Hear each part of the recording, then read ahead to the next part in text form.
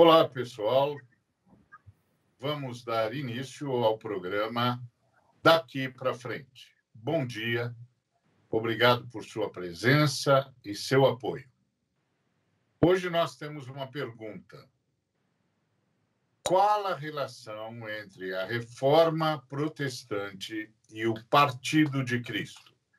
Dia 31, sábado, comemora-se mundialmente a Reforma Protestante, porque foi a data em que Martinho Lutero afixou nas portas da Catedral de Wittenberg as suas 95 teses que deram consubstanciação, forma à Reforma Protestante, que já se arrastava por mais de 3 séculos e agora se consolida com Martinho Lutero.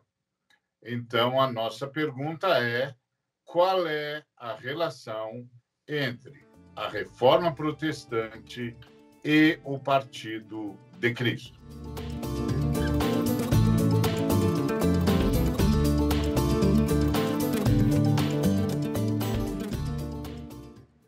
Em Mateus 16, a partir do versículo também 16, está escrito: E Simão Pedro, respondendo, disse: Tu és o Cristo, o Filho do Deus vivo.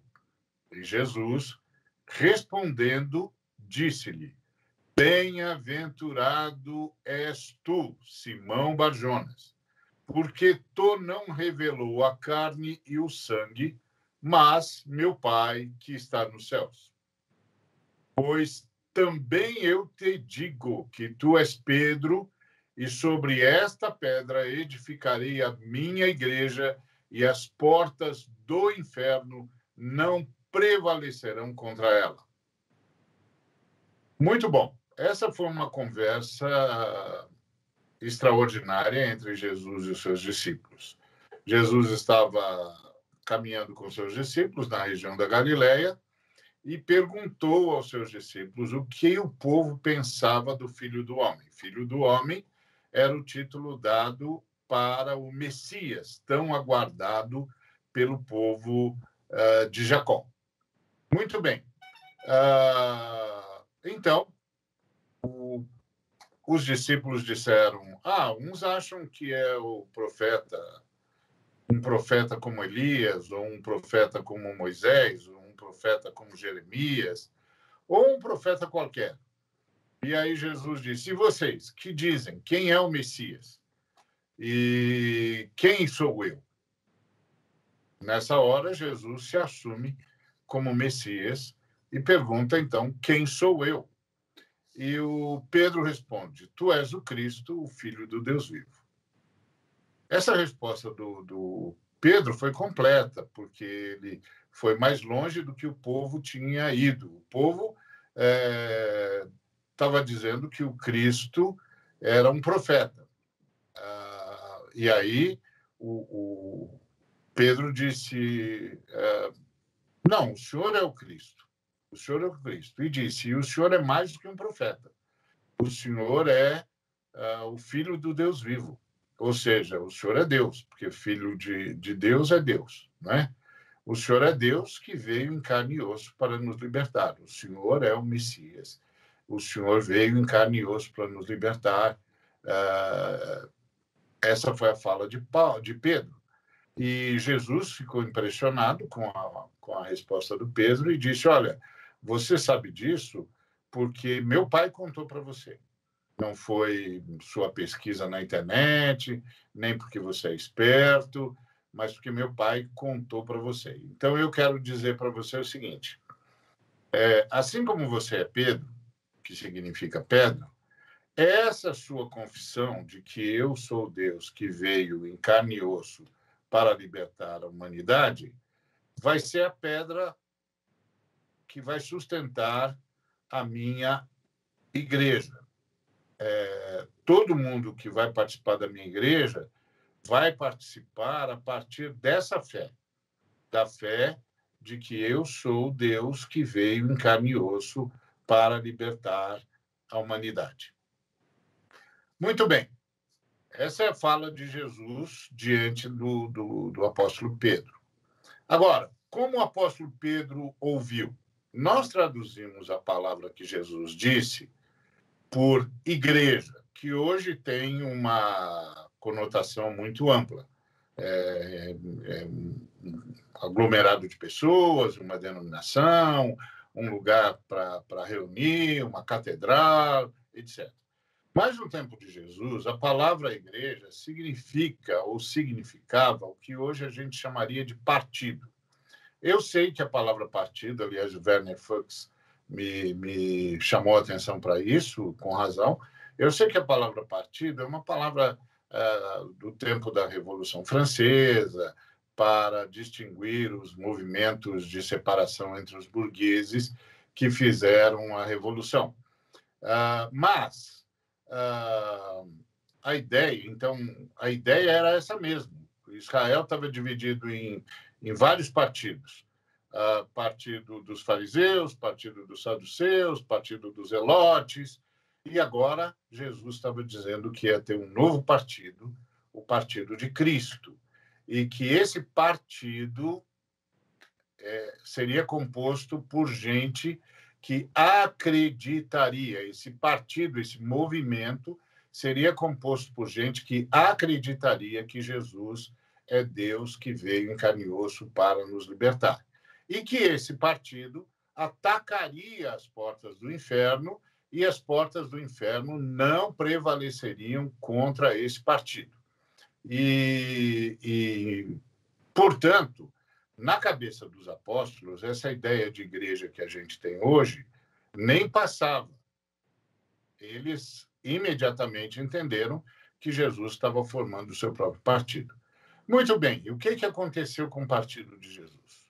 O partido de Jesus, que ia atacar as portas do inferno, a miséria, a fome, a cegueira espiritual e tantas outras manifestações do inferno na história, acabou traindo Cristo no século IV, porque aceitou ser a igreja do império, a religião do império. Então, o partido de Cristo se tornou a religião oficial do império, se desligou da igreja judaica, se desligou do perfil profético de Jesus e se tornou mantenedora do status quo, se tornou mantenedora do império. Quem fez isso foi Teodósio, com o Édito de Tessalônica. Muito bem. A partir daí, o Partido de Cristo passou a ser a religião oficial do Império, se largou de Cristo, na verdade, deixou de seguir a veia profética de Cristo e começou séculos de traição a Cristo, que culminaram na Reforma Protestante, que denunciou esse desvio e recuperou a doutrina da salvação, dizendo que a salvação era a obra do Cristo, como Cristo disse para o apóstolo Pedro, o apóstolo Pedro disse para o Cristo, mas a Reforma Protestante não conseguiu escapar dessa ideia de ser religião oficial. Não conseguiu romper com a lógica do sistema. Então, a Reforma Protestante ajudou muito, porque rompeu com a falsa doutrina de redenção que havia. A redenção pertencia à igreja oficial, e aí passa a pertencer ao ser humano, porque passa a ser pela fé em Cristo. E isso é ótimo, isso inclusive liberta a humanidade da opressão, porque ele acaba com a ideia do direito divino ao poder, porque agora não é mais a Igreja de Roma que domina o mundo, agora volta a ser uma relação pessoal entre o ser humano e o Cristo. Mas a Reforma Protestante não conseguiu romper com a lógica do sistema, com a lógica do poder, com a lógica de ser órgão oficial do Estado, né? Então, a reforma protestante precisa continuar. Essa é a nossa pergunta hoje. A reforma protestante precisa continuar, e a nossa fala, a minha fala, que eu proponho para você pensar é sim, a reforma protestante só pode parar quando a igreja voltar a ser o partido de Cristo, partido que ataca as portas do inferno e que não se submete à lógica do poder, não se submete à lógica do Estado e continua sendo uma palavra profética, uma busca por ser a consciência da sociedade. É isso. William, o que você pensa disso? Bom dia, Aria. Bom dia, Davi. Bom dia a todos e todas que nos acompanham aqui pela Rede TVT. Mais uma vez, um privilégio estarmos juntos. Ari, todos e todas, reforma continua. Precisa continuar. Reforma sempre em reforma. O texto que você leu fala a respeito do inferno. E uma das descrições que me vem à mente a respeito do inferno é que é o lugar de densas trevas, onde o sol da justiça não brilha. Então, utilizando essa figura de linguagem de densas trevas, onde o sol da justiça, que é Cristo, não brilha, nós, enquanto Igreja de Cristo, devemos realmente estar nesses ambientes onde a vontade de Deus não está sendo feita, onde não há equidade, onde não há justiça. E nós, enquanto igreja, ou seja, representantes de Cristo, do partido de Cristo, somos esses que vamos, sim, nesses lugares onde não há a equidade, mais uma vez, onde não há a justiça de Cristo, e podemos ir na certeza de que toda resistência, ou seja, as portas do inferno, não vão conseguir prevalecer, porque nós podemos ir pelo poder e na autoridade de Cristo, e nós, enquanto Igreja de Cristo, vamos fazer sim, trazer sim a luz da justiça, o sol da justiça brilhar nesses ambientes. Então, nós, quanto igreja, quanto participantes do partido do Cristo, estamos aqui para isso, para invadir esses ambientes, para ir até o inferno e transformar essas realidades. Então, quando nós olhamos e percebemos lugares, organizações, comunidades que se identificam como igreja e elas não estão fazendo isso, elas não estão não estão na posição em que Cristo diz que é a posição da igreja, de trazer equidade, de trazer e fazer com que o sol da justiça brilhe, ou seja, de se impor contra a potestade, contra o inferno, então não podemos chamar isso de igreja. Devemos realmente trazer novamente o princípio da reforma. Devemos e necessitamos trazer mais uma vez os princípios da reforma para esse momento da história, especialmente aqui no Brasil. Necessitamos disso. Diante de tudo que nós vemos, me lembro e trago aqui uma frase do Zwinglio, que ele diz: todos os superiores clericais devem se humilhar instantaneamente e levantar somente a cruz de Cristo, e não a caixa de dinheiro. Do contrário, eles perecerão. O machado é deitado na raiz da árvore. Zwinglio, ele já estava, ou seja, trazendo a reforma, tratando de algo que foi lá no século XVI, no início, no século XV, século XVI, falando de algo que nós vivemos hoje, ou seja, a igreja trocando o Deus vivo e verdadeiro por mamon.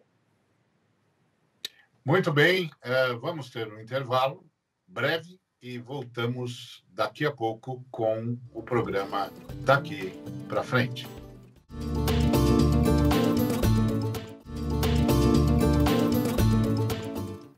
Muito bem, Davi. Então, Jesus se apresentou como Messias. O Pedro disse: o Senhor é Deus que veio em carne e osso para nos libertar, e que é o que significa a frase: Tu és o Cristo, o Filho do Deus vivo. E Jesus disse que ia formar um partido, ou um movimento, mas vou usar a palavra partido porque ela tem muita força, e que esse partido atacaria o inferno e as forças do inferno não prevaleceriam contra o ataque do partido dele, portanto, haveria libertação.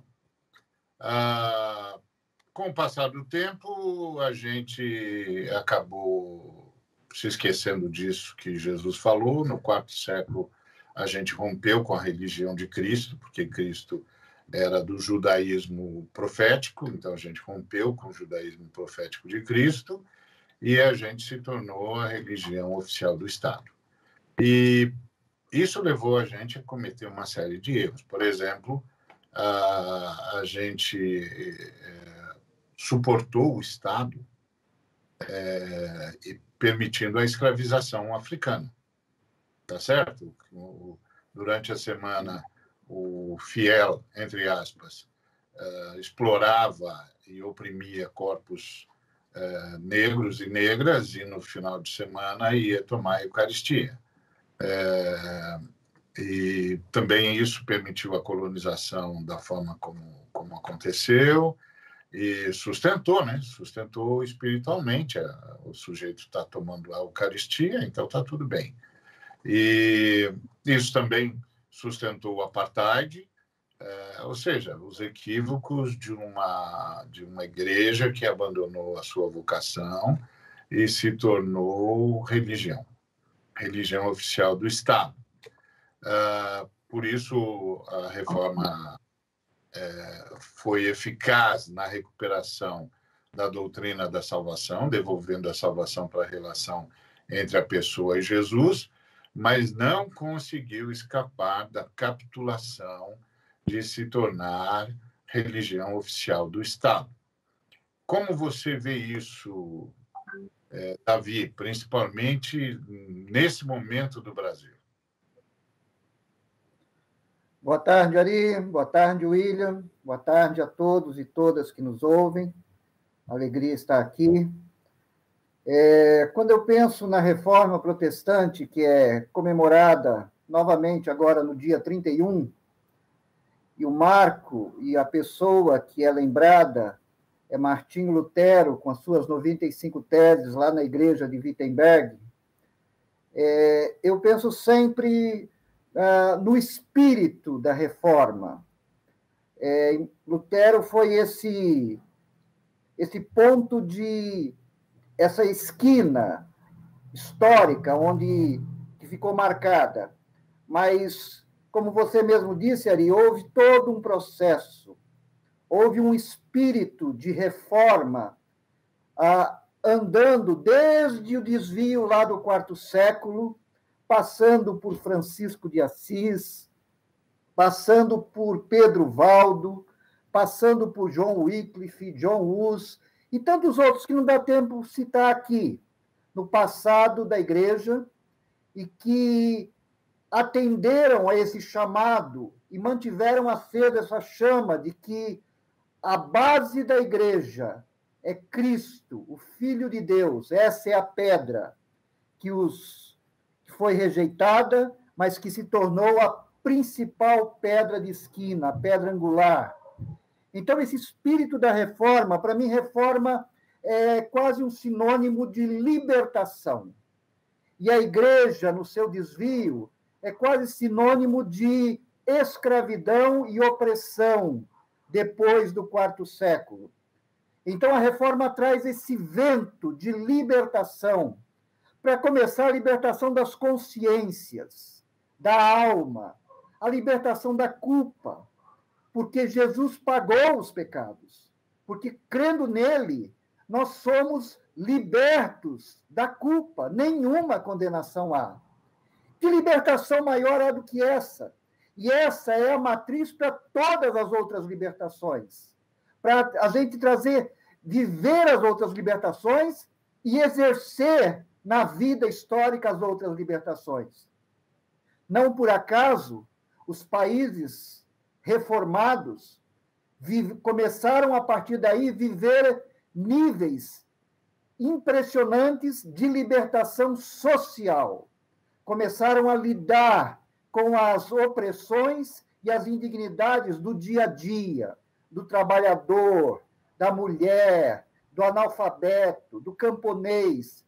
E quando a gente olha uma Europa desenvolvida hoje, não se dá conta de que a raiz esteve lá na libertação que aconteceu ali na Reforma.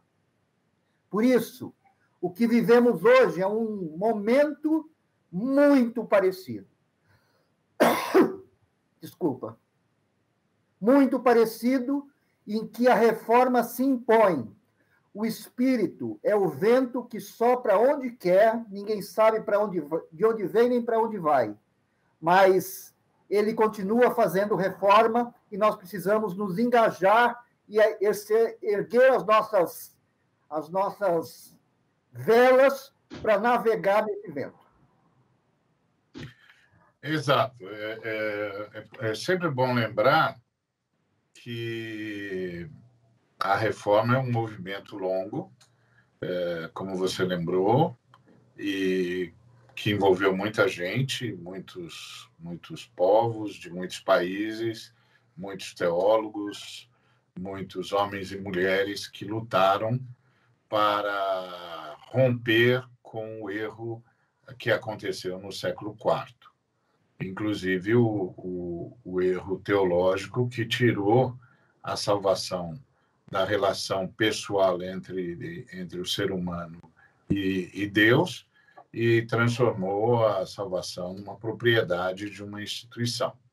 Agora, temos de admitir, a reforma não cumpriu todo o seu papel, porque o próprio Lutero rapidamente se submeteu aos príncipes alemães e apoiou o massacre dos camponeses que eram anabatistas e que queriam romper com o Estado, queriam romper com o Império, queriam romper com os reinos, queriam proclamar, de fato, a igualdade entre os seres humanos e estabelecer uma nova relação social.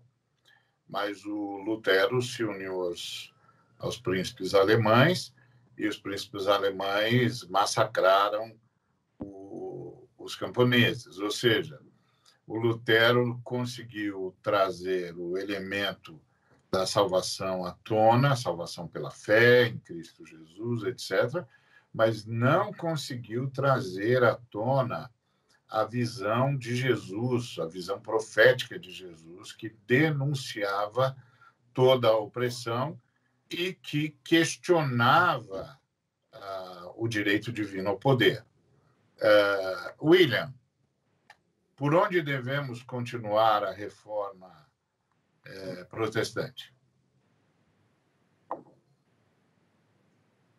Eu penso que a reforma ela deve começar nos corações daqueles que, ou seja, no chão, começar no coração das pessoas que realmente se compreendem como seguidoras de Jesus de Nazaré. Então, como Jesus Cristo, o pedido é se solidarizem com os excluídos, com as excluídas de nossa sociedade, que o ministério priorize as pessoas que não são contadas nesse mundo aí de imagens, mas são muito preciosas para Deus. Que a gente possa resistir às tentações desse culto performance que hoje existe. Que a gente possa realmente ser o seguidor de Jesus de Nazaré, verdadeiramente Deus, verdadeiramente homem. E nós possamos verdadeiramente estar, de fato, alinhado com as Escrituras e não com aquilo que é falado dos púlpitos, simplesmente. Davi. Hoje, a Igreja Evangélica Brasileira voltou para o perfil profético de Jesus ou continua traindo Jesus como a Igreja do quarto século traiu? A traição ficou mais sofisticada agora. Ela ficou mais profunda. Ela tomou ares de espiritualidade cristã. Ela tomou ares de destino manifesto, de conquistar a nação pelo poder, pela influência política e pela maldade mesmo. Há uma opressão em andamento fantástica. Não podemos esquecer que quando Lutero colocou aquelas 95 teses na igreja de Wittenberg, ele estava fazendo uma denúncia. Ele estava dizendo que estava errado a igreja cobrar, vender terreno no céu, que eram as indulgências. Que era errado a postura do Papa, o poder e a riqueza da igreja. Então é hora da gente denunciar pastores, líderes, estruturas que cultuam o poder, a riqueza, o privilégio, a fama, a glória humana, e não a Jesus Cristo e o seu caminho de verdade, o seu jugo que é leve e que é suave e que traz libertação. Muito bem, gente. Estamos comemorando a reforma. A reforma inaugurou uma nova compreensão da redenção, mas ainda está devendo a libertação total do amor ao dinheiro e do amor ao poder e a volta à vocação profética de Jesus. Isso é comigo e com você, é conosco, daqui para frente.